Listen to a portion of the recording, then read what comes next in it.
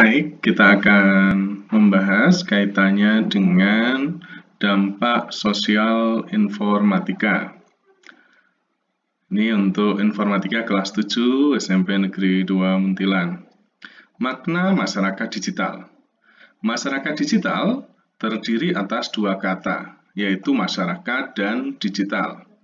Masyarakat sendiri adalah suatu kelompok manusia yang hidup secara bersama-sama di suatu wilayah dan membentuk sebuah sistem dan interaksi di dalamnya. Digital adalah penggambaran bilangan yang terdiri atas angka 0 dan 1. Dalam bidang teknologi, semua sistem komputer mengandung atau menggunakan sistem biner. Sistem biner adalah sistem yang isinya adalah 0 dan 1. Digital berasal dari kata digitus, dalam bahasa Yunani berarti jari jemari. Sementara digital media adalah segala bentuk yang digunakan untuk suatu proses penyaluran informasi dengan menggunakan sistem digital sebagai basis datanya. Dari pengertian tersebut dapat disimpulkan bahwa masyarakat digital adalah hubungan antar manusia yang terjadi melalui teknologi dengan memanfaatkan jaringan internet dan media atau platform tertentu. Contohnya seperti WhatsApp, lalu ada Telegram, lalu ada Facebook, ada Twitter, ada Instagram, dan lain sebagainya. Ini contoh penggambaran sistem biner tadi. 100101. Nah, ini ada maksudnya nih. Contoh. Jika angka 1 dalam sistem biner tulisannya adalah 0001. Angka 2 adalah 0010 dan seterusnya. Nanti kalau Anda belajar di jurusan teknik informatika, ketika Anda kuliah, Anda akan belajar namanya sistem biner seperti ini. Lalu ini adalah contoh penggambaran untuk pengkodeannya. Ini tadi yang Pak Pram sampaikan adalah angka 1 ya, 0001 dan seterusnya. Dalam buku The Third Wave karya Alvin Toffler menjelaskan bahwa terdapat 3 gelombang peradaban manusia. Gelombang pertama adalah gelombang agraris, gelombang yang kedua adalah industri, dan gelombang ketiga adalah informasi. Ini buku ditulis tahun 1980, dan setelah gelombang informasi ini, kita juga sudah mulai masuk ke gelombang namanya Artificial Intelligence, lalu ada IoT, Internet of Things. Nah, nanti contoh penggunaannya akan kita bahas tersendiri. Ini contoh bukunya.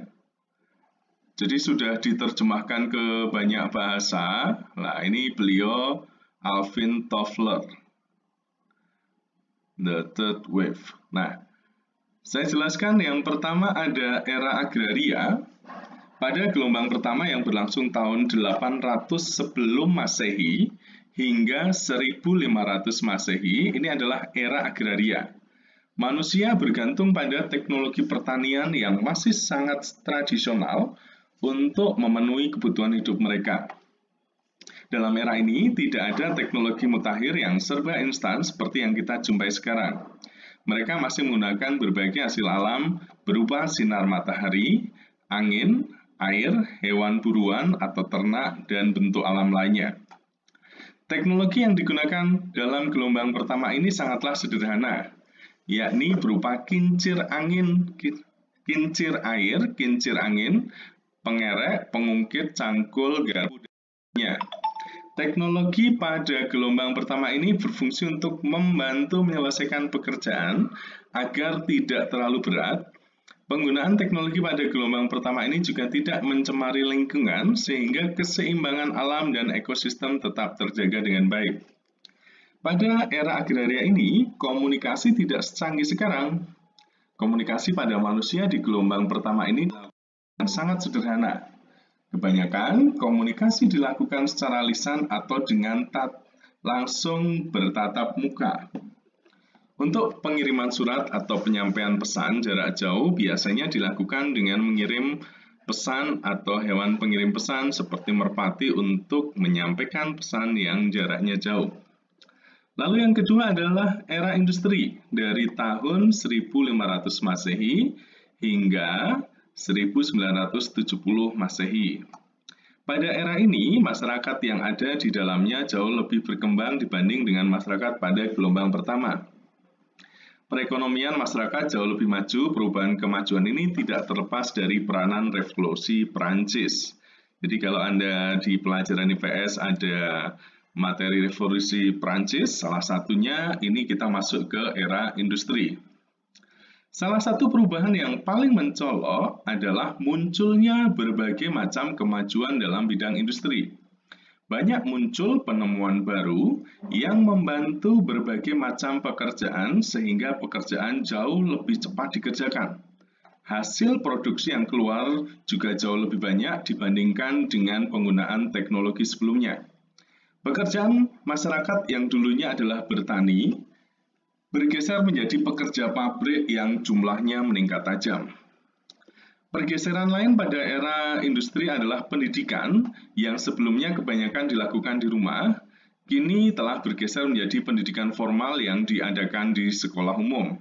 Selain pendidikan di sekolah, jumlah media cetak yang banyak dihasilkan pada era industri ini juga menyebabkan semakin menurunnya jumlah penderita buta huruf. Jadi dulu ketika masih eranya pertanian, banyak sekali yang buta huruf. Kalau di era industri sampai era sekarang, itu sedikit sekali yang masih buta huruf. Masyarakat jadi lebih luas wawasannya berkat kemunculan berbagai macam media cetak. Masyarakat gelombang kedua adalah industri dan berdasarkan produksi massal, distribusi massa, massa konsumsi, pendidikan massa, media massa, massa rekreasi, massa hiburan, dan senjata pemusnah massal, contohnya bom atom. Anda menggabungkan mereka hal yang standarisasi, sentralisasi, konsentrasi, sinkronisasi, dan birokrasi. Era komunikasi. Gelombang ketiga adalah era komunikasi. Gelombang ketiga ini berlangsung pada tahun 1970 Masehi hingga tahun 2000-an. Nanti setelah tahun 2000-an dengan perkembangan teknologi yang sudah luar biasa, era kita tidak lagi di era komunikasi tapi sudah di era artificial intelligence, ada era IoT, Internet of Things. Nanti ada pembahasan tersendiri. Pada era komunikasi, banyak hal yang jadi semakin mudah dilakukan. Hal yang paling mencolok dari era komunikasi adalah perubahan pada komunikasi. Komunikasi pada masa ini sangatlah mudah dilakukan, bahkan seolah menembus batas ruang dan waktu. Pada masa ini, komunikasi yang dilakukan tidak lagi terhambat dengan jarak. Kini, mengirimkan pesan dari satu negara ke negara lain dapat dilakukan dalam hitungan detik. Tidak hanya itu saja, komunikasi juga dapat dilakukan dengan melihat wajah orang secara langsung meskipun jaraknya jutaan kilometer. Contohnya ketika kita melakukan VCon atau Anda melakukan panggilan video call, itu contoh akhirnya jarak itu tidak menjadi masalah. Gelombang ketiga ini memiliki beberapa karakteristik seperti teknologi baru, lalu industri ruang, orang juga sudah mulai ke ruang angkasa, mendekat dengan laut, ini lalu industri genetik. Inilah penjelasan singkat mengenai 3 gelombang peradaban menurut Alvin Toffler. Nah, ada film menarik yang bisa Anda tonton untuk menambah pengetahuan Anda. Judulnya adalah The Boy Who Harnessed the Wind. Ini cerita nyata tentang William Kamwamba. Ini nanti kalau Anda mencari referensi mau nonton film apa yang menarik, Anda bisa mencari film ini. Nah, ini William Kamwamba ketika belajar di Amerika. Ada cuplikan videonya juga. Nah, tugas untuk minggu ini nanti Anda mengisi form, isinya adalah hobi dan cita-cita. Link formnya akan Pak Pram kirimkan. Terima kasih.